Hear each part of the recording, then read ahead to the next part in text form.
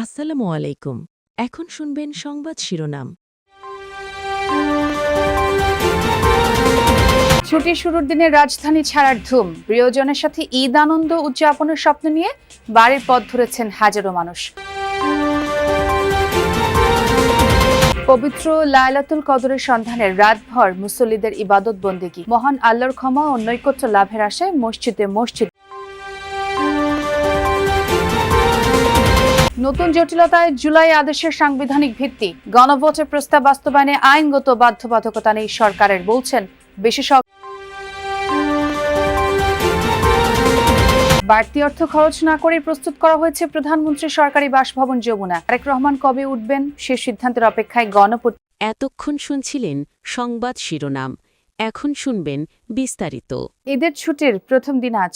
টানা ৭ দিনের ছুটি পাচ্ছেন সরকারি কর্মকর্তা কর্মচারীরা পরিবারের সবার সাথে ঈদ উদযাপন করতে। ভোর থেকেই ঢাকা ছাড়ছেন ঘরমুখো মানুষ। ঈদ যাত্রার ভোগান্তি আর ভিড় এড়াতে অনেকেই আগেভাগে ফিরছেন বাড়ি। ছুটি শুরুর দিনে লঞ্চ, ট্রেন ও সড়কপথে রাজধানী ছাড়া মানুষের ঢল। গত কয়েকদিনের তুলনায় কমলাপুর রেল স্টেশনে ঘরমুখো মানুষের চাপ বেড়েছে। প্ল্যাটফর্মগুলোতে প্রবেশে অবশ্য বেশ কড়াকড়ি ব্যবস্থা নেওয়া হয়েছে। এছাড়া চাপ বেড়েছে অন্যান্য যানবাহনেও। ঈদের যাত্রা নিরাপদ ও নির্বিঘ্ন রাখতে আইন শৃঙ্খলা বাহিনী রয়েছে সতর্ক অবস্থানে। যে জাম মানে ভিড় চাপ মানে টিকিট তো স্ট্যান্ডিং এ পাইছি একটা। বিনা টিকিটে যাত্রীদের প্রতিরোধ করা হচ্ছে যাতে বিনা টিকিটে যাত্রী ভিতরে প্রবেশ না করতে পারে। যাদের টিকিট নেই কাউন্টারে পাঠানো হচ্ছে, কাউন্টার থেকে 25% স্ট্যান্ডিং টিকিট দেওয়া হচ্ছে। ঈদ যাত্রায় মহাসড়কগুলোতে বেড়েছে যানবাহনের চাপ। প্রিয়জনের সাথে ঈদ আনন্দ ভাগাভাগি করতে গ্রামের বাড়িতে ছুটছে মানুষ। ঢাকা টাঙ্গাইল মহাসড়কের কয়েকটি পয়েন্টে যাত্রী তোলার কারণে যানবাহনের কিছুটা জটলা থাকলেও এখন পর্যন্ত বড় ধরনের যানজটের কোনো ভোগান্তি নেই। তবে বরাবরের মতোই বাসে বাড়তি ভাড়া নেওয়ার অভিযোগ করেছেন যাত্রীরা। সিট ফাঁকা না থাকা, অতিরিক্ত ভাড়ার কারণে অনেকেই ট্রাক পিকআপে করে বাড়ির পথ ধরেছেন। ঢাকা চট্টগ্রাম মহাসড়ক ও ঢাকা ভাঙ্গা এক্সপ্রেসওয়েতেও যান চলাচল স্বাভাবিক রয়েছে। পদ্মা সেতু দিয়ে বেড়েছে মোটরসাইকেল পারাপার। মহাসড়কগুলোতে যানবাহন চলাচলে শৃঙ্খলা রাখতে কাজ করছে পুলিশ।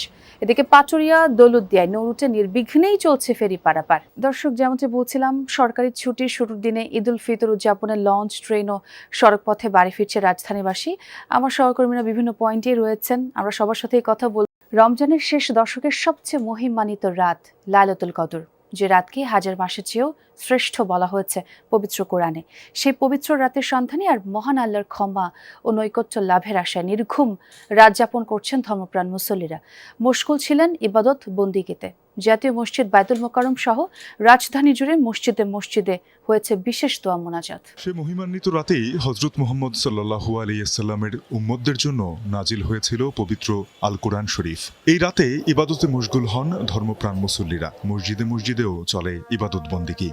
হাজার মাসের শ্রেষ্ঠ রজনীতে কায়মনোবাক্যে আল্লাহর কাছে প্রার্থনা করেন ইসলাম ধর্মাবলম্বীরা। খতম তারাবি শেষে অশ্রু ঝরিয়ে কাঁদেন পাপ মুক্তির আশায়। আগামী দিনগুলো সহজ ও শান্তির হোক, থেমে যাক হানাহানি, এই প্রার্থনা তাদের। আর ওদেরকে আমি বলেছিলাম যে সব তারাবি যদি তোমরা শেষ করো তাহলে 27 রমজানের যে তারাবি আমরা বাইতুল মোকাররমে আদায় করব। আল্লাহর কাছে সবার মঙ্গলের জন্য দোয়া করব। এখানে নামাজ পড়বো, নামাজ পড়ে 12টা পর্যন্ত পড়বো, তারপরে আর কি বাসায় যাবো। ব্যক্তিগত নফল ইবাদতের সওয়াব বহুগুণ বেড়ে যায় এ রাতে। তিলাওয়াত, জিকির, আশগারে রাত যত গভীর হয় ততই উদাসীন মুমিনের মন চায় স্রষ্টার অনুকম্পা। এই রাতটার জন্য আমরা গভীর অনেক আনন্দে থাকি, আবার অনেক অপেক্ষা করি। তোমরা আল্লাহর ইবাদত এমনভাবে করো যেন আল্লাহকে তোমরা দেখতে পাও। যদি আল্লাহকে তোমরা দেখতে নাও পাও, আল্লাহ তোমাদেরকে দেখে। ফজর পর্যন্ত যেতে পারে এবং রাব্বুল আলামিনের কাছে, আল্লাহর কাছে যেন চাইতে পারে যেন আমার গুনাহ যেন মাফ হয়ে যায়। কেউ কেউ রাতভর ইবাদতের বিরতিতে টুপি আর আতরের সৌরভে আরেকটু উপভোগ করেন এ রাত। মসজিদ থেকে বেরিয়ে অনেকের গন্তব্য সেই বাবা মা স্বজনের কাছে, একদিন যারা পাশে ছিলেন আজ কবরে। নিজের বাবা যেরকম এখানে আছে, আমার নানি আছে, দাদা আছে, দাদি আছে, সবাই আমরা আমাদের আত্মীয়স্বজন এইখানেই আসছি দোয়া করার জন্য। জুলাই আদেশের সাংবিধানিক ভিত্তি নিয়ে নতুন জটিলতায় রাজনৈতিক অঙ্গন। সরকারি দলের ভিন্নমতের কারণে গণভোটের ভবিষ্যৎ নিয়ে শঙ্কা প্রকাশ করছেন কেউ কেউ। তাদের মতে জুলাই সনদের বাস্তবায়ন এখন কেবল বিএনপি সদিচ্ছার উপর নির্ভর করছে।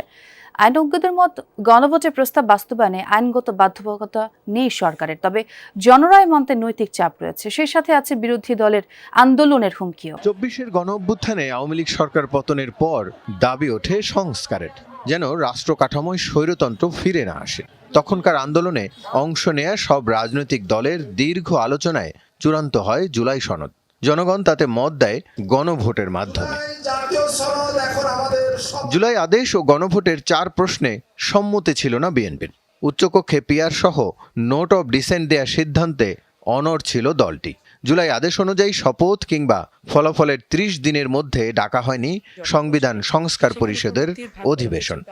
বিএনপি গণভোটের পক্ষে ছিল, বিএনপি সনদে স্বাক্ষর করছে, বিএনপি গণভোটে হ্যাঁ ভোট চাইছে, এবং বিএনপি এখন এসে বলতেছে যে এটা সংবিধানে নাই, সেই জন্য এটা আমরা করতে পারতেছি না। এর চাইতে হাস্যকর। বাড়তি অর্থ খরচ না করে অপচয় কমিয়ে প্রস্তুত করা হয়েছে প্রধানমন্ত্রীর সরকারি বাসভবন যমুনা। এর মধ্যে প্রধানমন্ত্রী তারেক রহমান কয়েকটি কর্মসূচি এখানে পালন করলেও বসবাসের জন্য কবে যমুনায় উঠবেন তা জানাননি। গণপূর্তে প্রধান প্রকৌশলী জানিয়েছেন যমুনা প্রস্তুত। প্রধানমন্ত্রীর নির্দেশনা অনুযায়ী বাহুল্য খরচ না করেই প্রয়োজনীয় সংস্কার করা হয়েছে। অন্যদিকে ঈদের পরপরই প্রধান বিরোধী দলীয় নেতা ও মন্ত্রীরা তাদের জন্য প্রস্তুত বাসভবনে উঠতে পারবেন বলে জানিয়েছে গণপূর্ত বিভাগ। রাজীব আহমেদের রিপোর্ট। প্রধানমন্ত্রীর বাসভবন, গণভবন এখন জুলাই জাদুঘর। বিকল্প হিসাবে আছে মিন্টু রোডের রাষ্ট্রীয় অতিথি ভবন যমুনা, যেখানে ছিলেন প্রধান উপদেষ্টা ডক্টর মোহাম্মদ ইউনূস। জাতীয় নির্বাচনের পর 28 ফেব্রুয়ারি যমুনা ছেড়েছেন তিনি। নতুন প্রধানমন্ত্রী তারেক রহমান দায়িত্ব গ্রহণের পরও আগের মতো পরিবার নিয়ে থাকছেন গুলশান এভিনিউর 196 নম্বর বাসায়। নিরাপত্তা ও অভ্যন্তরীণ সুবিধা বিবেচনা করে তার বাসভবন হিসাবে প্রস্তুত করা হয়েছে যমুনা। প্রধানমন্ত্রীর নির্দেশনা অনুযায়ী অপচয় কমাতে এর সংস্কার কাজে বাড়তি খরচ হচ্ছে না বলে জানিয়েছেন গণপূর্তের প্রধান প্রকৌশলী। মাননীয় প্রধানমন্ত্রী বাহুল্য খরচ পরিহার করতে চান সবসময়, তা আমরা কোনো বাহুল্য খরচে যাচ্ছি না। ভেতরের যে মেইনলি রং হাইজেনিক ওয়াশ বলে যেটাকে, সেটাই আমরা মূলত করছি, যাতে আমরা খুব অল্প বাজেটের ভিতরে সাশ্রয়ীভাবে এই জিনিসটা করতে পারি। তবে প্রধানমন্ত্রী তারেক রহমান যমুনায় কবে উঠবেন এর চূড়ান্ত সিদ্ধান্ত এখনো পায়নি গণপূর্ত বিভাগ। প্রধান প্রকৌশলী জানিয়েছেন যখনই নির্দেশনা পাবেন সেই অনুযায়ী প্রস্তুতি নেওয়া আছে।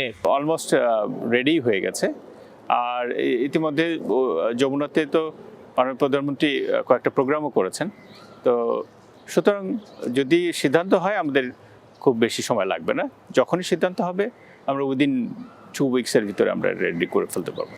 অন্যদিকে ঈদের পরই প্রধান বিরোধী দলীয় নেতা জামায়াত আমির ডাক্তার শফিকুর রহমান উঠবেন মিন্টু রোডের সরকারি বাসায়। যে বাসাগুলো আমরা অলরেডি বুঝে পেয়েছি, সেগুলো সংস্কার কাজ আমরা রেডি করছি।